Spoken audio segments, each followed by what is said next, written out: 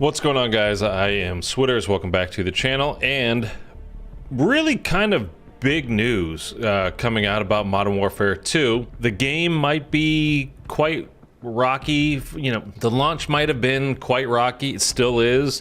If you have tried to be in a party and play Modern Warfare 2, you've likely been kicked out of games, had games drop on you, been experiencing some lag. If you're on Xbox, you have probably often after a match, instead of going back to the Modern Warfare 2 menu screen where you can put new attachments on guns, check your camo challenges, do whatever, you've probably been kicked out of that lobby and put into a Warzone 2 like pre-lobby, I guess I should say, though you can't access Warzone 2 obviously yet. But when you get put into that screen, you can't actually see your weapons and put new attachments on them or put new camos on them, check your progress, or do any of that kind of stuff. Lots of bugs, lots and lots and lots of bugs with Modern Warfare 2 so far, but that hasn't stopped it from becoming the best-selling Call of Duty ever in the first weekend. Like ever.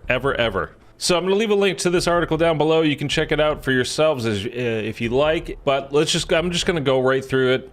This is from Business Wire. It's kind of staggering. I mean, we know Call of Duty, right? Every year, it's the best-selling games, provided Rockstar doesn't put out a game, right? But it's either number one or number two.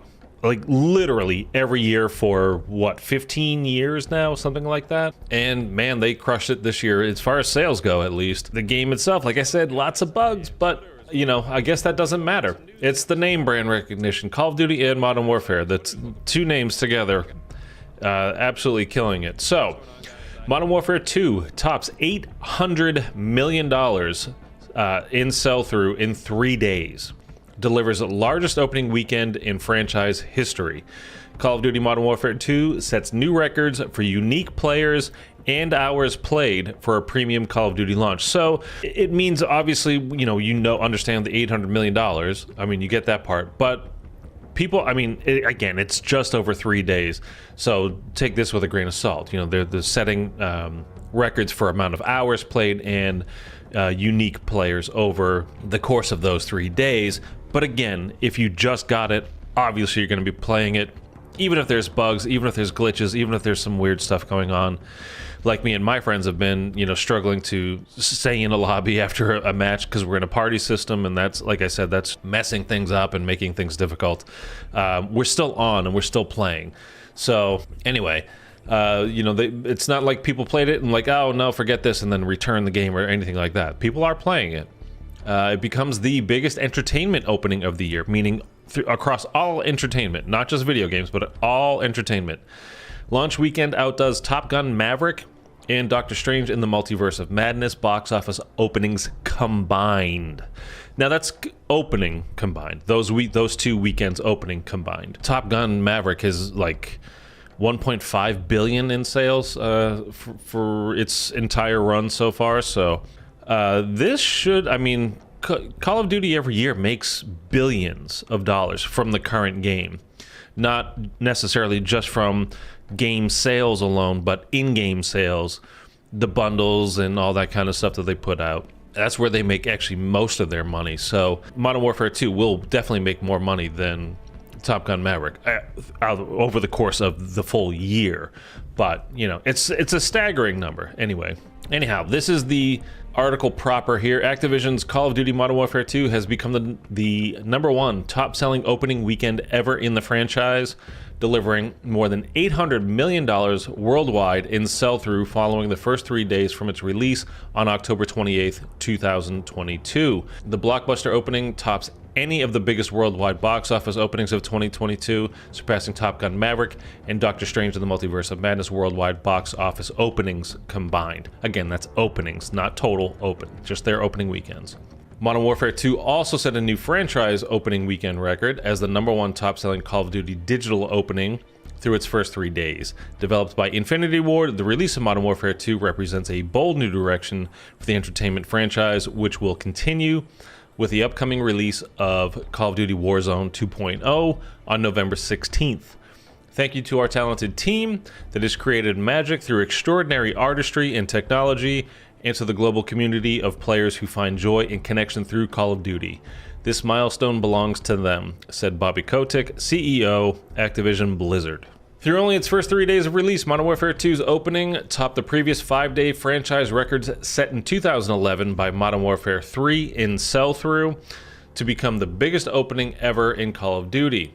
Players around the world took part in the new launch, setting new player participation franchise records for a number of unique players and hours played through its first 3 days of premium release. Thank you, Call of Duty players, for making Modern Warfare 2's launch one for the record books, as well as the highest-grossing entertainment opening of the year.